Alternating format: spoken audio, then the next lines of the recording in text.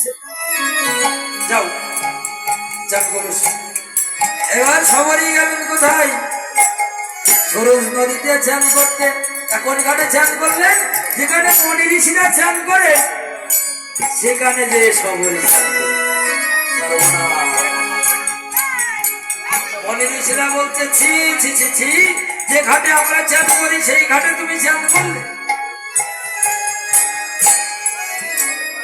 যাও এই জল দিয়ে আর কোনো পুজো হবে না। এবার কি করলেন? সবরীকে অপমান করে দিলেন। সবরী বলছে, সরোজ নদী, আমি তোকে অভিশাপ করে গেলাম, আজ আমার স্পর্শে তোর জল যদি অপবিত্র হয়ে থাকে, আমি সবরী তোকে অভিশাপ করলাম, আজ থেকে এই সরোজ নদীর জল কোনো কৃষ্ণ পূজাই কোনো গোবিন্দ পূজাই লাগবে না।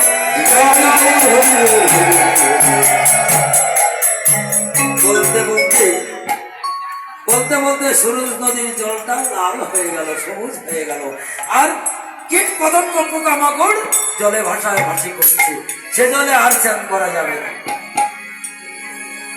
এবার সবরী কি করলেন? সবরী ওই পঞ্চবটির বনে মনিদের কাছে আর থাকতে পারলেন না, অদূরে একটি কুঠির করে বললেন, হে গোবিন্দ, আমি আর জীবনে কখনো মনি ঋষির কাছে যাব না, আমি যদ্যপি তোমারই ভজনা করে থাকি, সাধনা করে থাকি, তাহলে কৃপা করে এই সবরীর সঙ্গে ওই গোলক বৈকুণ্ঠ ধামে থেকে তোমার দেখা করতে আসতে হবে। এবার সবরী কি করলেন? সবরী মন থেকে বনফল চয়ন করে নিজে আত্মে খেয়ে দেখে যে ফলটি ভালো, সেই ফলটা আমার প্রভু রামচন্দ্রের জন্য রেখে দেয়।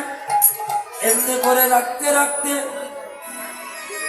আসনে বসে বসে কাঁদে আর বলে, হে প্রভু রামচন্দ্র, তুমি কৃপা করে আমাকে দর্শন দাও। এই জগতে সকলে আমার ছোট জাতি বলে ঘৃণা করে, তুমি কৃপা করে শোনো। দেখুন বাবা, ভক্তিটা কেমন আমরা সকলে জানি যে লঙ্কার রাবণের সীতাকে চুরি করেছিল তারা নিজের স্ত্রী করবার জন্য, নাকি?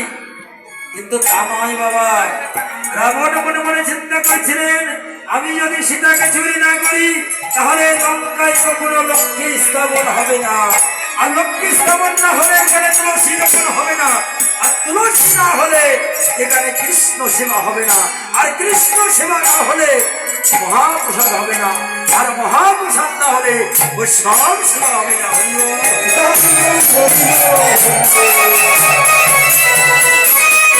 আর যদি বৈষ্ণব সেবা না হয় তাহলে রাবণ কুল কখনোই উদ্ধার হবে না।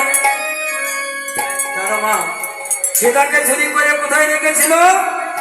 অশোক কাননে, অশোক যেখানে কোনো শোক ছিল না। বলুন তো বাবা, রাবণের যদি খারাপ মন থাকতো তাহলে তো তার লঙ্কাপুরে অনেক ঘর ছিল, নাকি? এ ঘরে রাখে নাই কেন?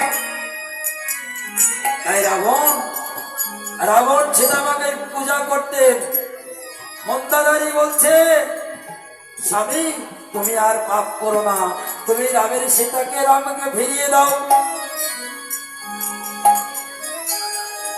বলছে মন্দাদারি, তুমি জানো না আমি সীতাকে যে কেন চুরি করেছি, তুমি জানো না? বলছে, জানো মন্দাদারি, নদীর ঘাটে যদি কোনো নৌকা বাঁধা থাকে, ওই নৌকায় যদি কেউ আঘাত করে তাহলে কি হয়? ওই নৌকার মালিক ছুটে আসে, নাকি বলো? একটা নৌকা বেঁধে দিবে, নৌকায় যদি কেউ আঘাত করে তাহলে নৌকার মাঝি ছুটে আসে না? মন্দাদারি বলতে পারে, আরে নৌকার সঙ্গে আর সীতা দেবীর সঙ্গে কি হলো? তা বলছে, তুমি জানো না মন্দাদারি, বলছে তুমি জানো না মন্দাদারি,